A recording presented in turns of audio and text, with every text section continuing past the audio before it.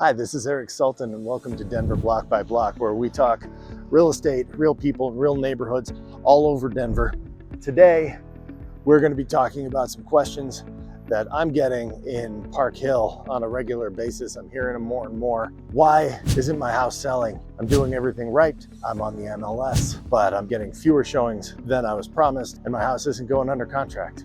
If your home's been sitting, especially in a great neighborhood like Park Hill, there are some unexpected reasons why it might not be selling. Today, we're going to go over just a few of those.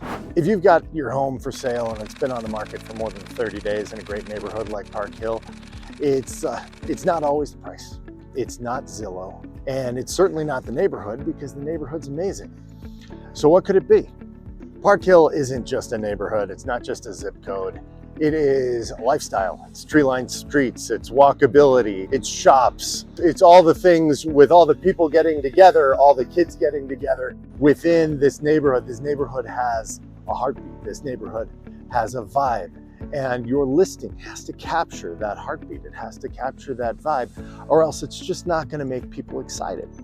If your listing focuses on bedrooms, bathrooms, square feet, then the buyers are only getting a part of the picture. Sometimes that's enough to get a house sold, but often it isn't, and often not at full price. And in a market where things are taking a little bit longer to go under contract, your needs might not be being met. People who are moving to Denver, they want to know, can I see my family here? What's my family going to do in this neighborhood? You've got a great neighborhood. Let's sell it. You can pretty easily fix a lot of these issues by adding lifestyle photos, bike paths, the great shops like Honey Hill and Spinelli's, the streets that are tree-lined and beautiful.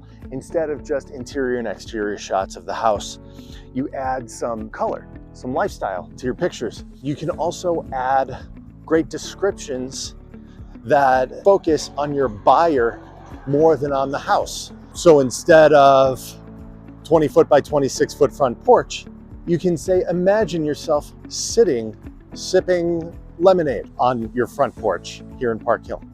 So you're creating story-driven captions and a quick video which shows the lifestyle, not just the home. You want to sell people on the life they're going to be living in this home, not just a house. Okay, let's face it. Sometimes it's the price. And sometimes we priced emotionally and not strategically. We need to make sure that the right buyers are seeing the home and that they feel the right way about your home. The way we do this is through strategic pricing. Sometimes it's as simple as getting your home's price off the bubble. Pricing on the bubble is when you price a home at, say, $850,000 instead of $851,000 or $849,000.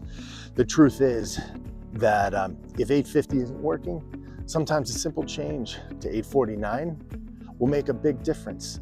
It makes a psychological difference to your potential buyers. And in truth, the people who are looking to buy a home between $850,000 and $950,000 are very, very rarely going to buy the $850,000 home. It happens, but it's rare.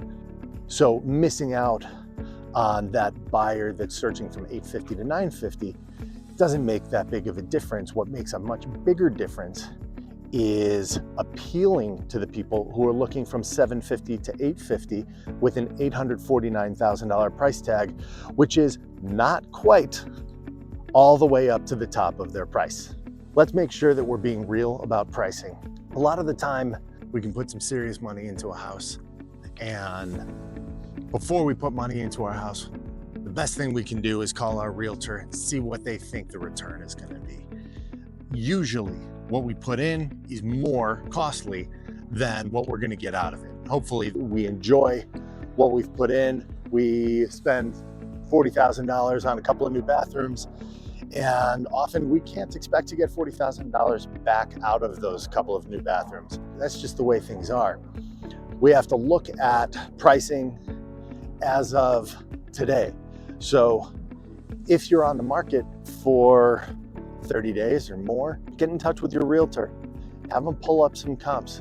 Do a really tight, focused market analysis and see what that house is really worth today. Forget about what you put into it. What you put into it really doesn't matter. Most of the time, you're not going to get that much out. What really matters is what it's worth compared to the other homes that have sold and the other homes that are on the market. Every home has a story to tell. Let your home tell a story if you're on the market. If you've spent 30 days on the market already, maybe it's time to change up that listing. Have that listing tell more of a story. You're not just selling sticks and bricks. You are selling the story of the home. If you're selling a Tudor post-war home, if you're selling a bungalow here in Park Hill, those stories about what it's like to host a brunch at the house, what it's like to have some friends over for dinner at the house, what it really feels like when you're doing these things. You can do that through images. You can do that through your public remarks. There's a lot of ways to get these stories out of these houses. And it doesn't really cost you anything except for the use of a little bit of creativity. It's definitely worth a try. Blank, lifeless listings are not going to do the trick when you have the amount of competition that you have here in a neighborhood like Park Hill. So you have to show what the vibe is like. You have to show, speaking of what the vibe is like, you got to show what it's like to live here. And photos without any personality, sometimes they're just not going to do that. The photos aren't going to speak for themselves unless you make them speak for the home. Buyers want to know what it's going to be like to live on this block.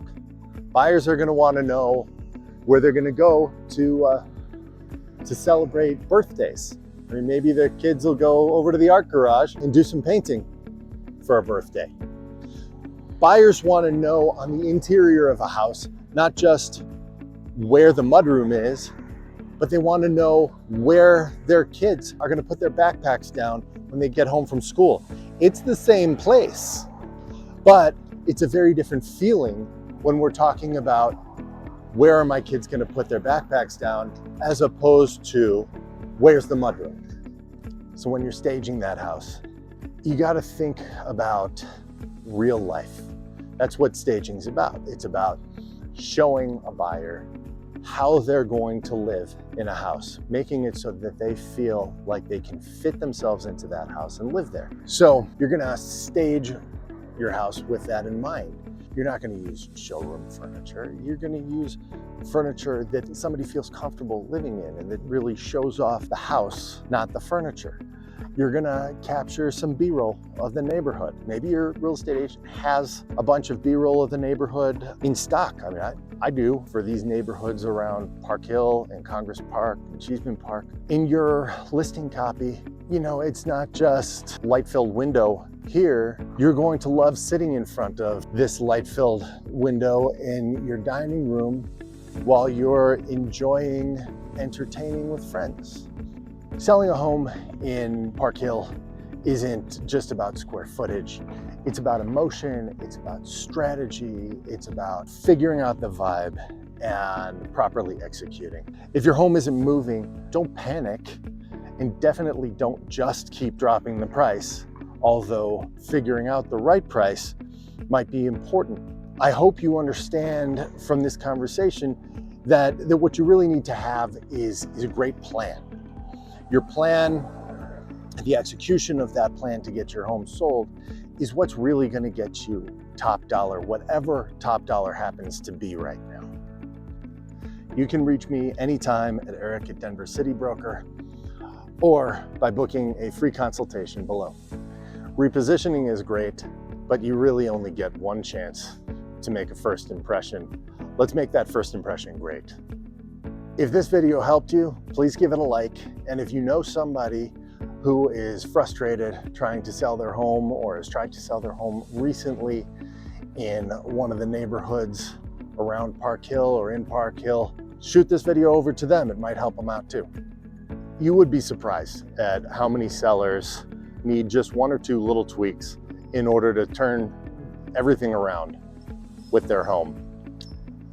If you liked this video, don't forget to subscribe, and I'll see you next time on Denver Block by Block. Right now, I'm gonna go grab some ice cream at Scoops. All right, this is amazing. I got the coffee toffee ice cream. It is just as good as you'd imagine it would be, which is really, really good. And pro tip for Park Hill, they also sell beer at Scoops. So if you are going with the kids and you want to have a little drink instead of some ice cream, because that is how you're allocating your calories or your joy, you can grab a beer there while the kids eat their ice cream.